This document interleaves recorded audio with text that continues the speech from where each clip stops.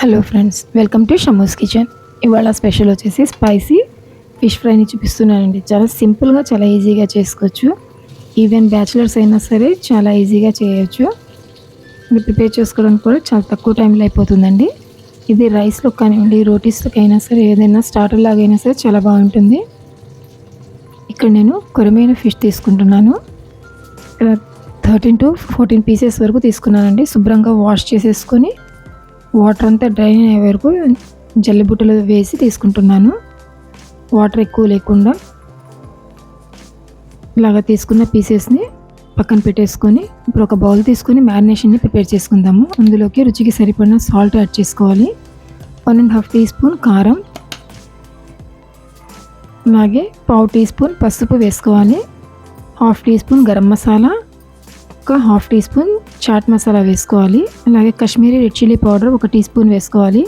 1 teaspoon ధనియాల powder, 2 teaspoons అల్లం వెల్లుల్లి పేస్ట్ వేసుకోవాలి. అలాగే కొంచెం 1/2 టీ స్పూన్ జీలకర్ర పొడి, రోస్టెడ్ జీలకర్ర పొడి వేసుకోవాలండి. దాంతోపాటు సగం నిమ్మకాయ చెక్క రసం వేసుకోవాలి. వేసుకున్న తర్వాత 1 టేబుల్ స్పూన్ ఆయిల్ యాడ్ చేసుకొని ఈ మిక్స్ అంతా కూడాను బాగా మిక్స్ చేసుకోవాలండి. అంతా బాగా కలిసే విధంగా కలిపేసుకోవాలి. కలిపేసుకున్న తర్వాత ఒక్కసారి సాల్ట్ అంతా చెక్ చేసుకొని ఇప్పుడు ఇందులోకి ఫిష్ పీసెస్ని ఒక్కొక్కటిగా తీసుకొని మసాలా అంతా కోట్ అయ్యే విధంగా అంతా చేప ముక్కలన్నిటికీ కూడాను పెట్టించాలి. అన్నీ ఈవెన్గా ఒక్కొక్కటి తీసుకుంటూ అన్నీ కూడాను ఆ మసాలా అన్ని ముక్కలకి సమానంగా పట్టే విధంగా అప్లై చేసుకోవాలి. అప్లై చేసేసుకొని బాగా ఒకసారి కలిపేసుకొని ఒక అరగంట కోసం ఫ్రిడ్జ్లో మేము మ్యారినేషన్కి పెట్టేసుకోవాలండి. 1 అవర్ కానివ్వండి, లేకపోతే హాఫ్ అన్ అవర్ అయినా సరే మ్యారినేట్ చేసి ఫ్రై చేసుకుంటే బాగుంటాయి ఇవి. ఇదంతా కలిపేసుకున్న తర్వాత కవర్ చేసేసి ఫ్రిడ్జ్లో ఒక హాఫ్ అన్ అవర్ కోసం పెట్టేసుకుందాము. హాఫ్ అన్ అవర్ తర్వాత చూపిస్తున్నానండి. ఫ్రిడ్జ్లో నుంచి తీసిన తర్వాత ఒకసారి మళ్ళీ ముక్కలన్నీ కూడాను బాగా కలిపేసుకోవాలి. కలిపేసుకున్న తర్వాత వీటిని పక్కన పెట్టుకుందాము. పక్కన పెట్టుకొని స్టవ్ ఆన్ చేసుకొని ఫ్రైయింగ్ ప్యాన్ పెట్టుకోవాలి. ఈ ఫిష్ పీసెస్ని నేను షాలో ఫ్రై చేస్తానండి. పెట్టుకున్న తర్వాత ప్యాన్లోకి 2 టేబుల్ స్పూన్స్ ఆయిల్ యాడ్ చేసుకోవాలి. ఆయిల్ కొంచెం హీట్ అయిన తర్వాత అందులోకి 3-4 పచ్చిమిర్చి స్లైసెస్గా కట్ చేసి వేసుకుంటున్నాను. అలాగే కొంచెం ఫ్రెష్ కరివేపాకు కూడా వేసుకొని అది కొంచెం మంచిగా ఫ్రై చేసేసుకొని ప్లేట్లోకి తీసుకోవాలండి. తీసుకొని పక్కన పెట్టుకుందాం తర్వాత యూస్ చేసుకోవడానికి. ఇవన్నీ కూడా ఫ్రై అయిన తర్వాత ఒక ప్లేట్లోకి తీసుకొని పక్కన పెట్టేసుకోవాలి సైడ్కి.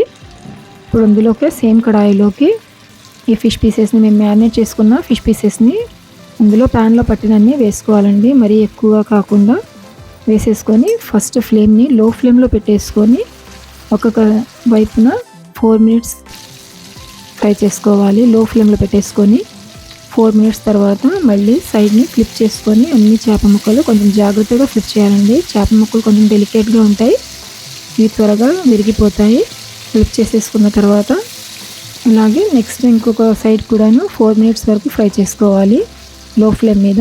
4 మినిట్స్ ఫ్రై చేసుకున్న తర్వాత ఇప్పుడు ఫ్లేమ్ని మీడియం ఫ్లేమ్లో పెట్టేసుకొని రెండు వైపులు కూడా ఒక 2 మినిట్స్ కోసం మంచిగా గోల్డెన్ కలర్ వచ్చే వరకు ఫ్రై చేసుకోవాలి. క్రిస్పీ గోల్డెన్ కలర్ వచ్చే వరకు.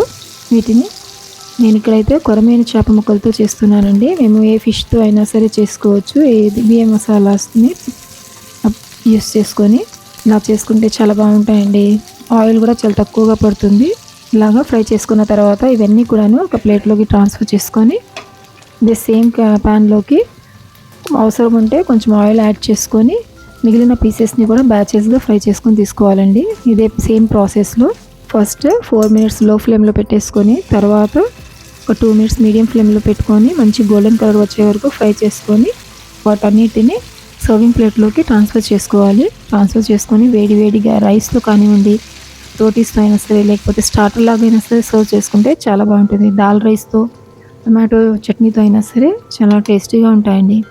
ఇవి సర్వ్ చేసుకున్న తర్వాత మేము ఫ్రై చేసి పెట్టుకున్న గ్రీన్ చిల్లీస్, కరివేపాకుని కొంచెం పైన గార్నిష్ చేసుకొని సైడ్న ఆనియన్స్ కూడా లెమన్ వెడ్జెస్తో సర్వ్ చేసుకుంటే చాలా బాగుంటుంది. ఇలా ఫ్రై చేస్తే అందరికీ చాలా బాగా నచ్చుతుందండి. మీ అందరికీ ఈ వీడియో కనుక నచ్చితే లైక్ చేయండి, షేర్ చేయండి. ట్రై చేసిన తర్వాత ఎలాగొచ్చిందో కామెంట్ చేయండి. మరిన్ని సింపుల్ అండ్ ఈజీ రెసిపీస్ కోసం మా ఛానల్ని సబ్స్క్రైబ్ చేసుకోండి. Thank you.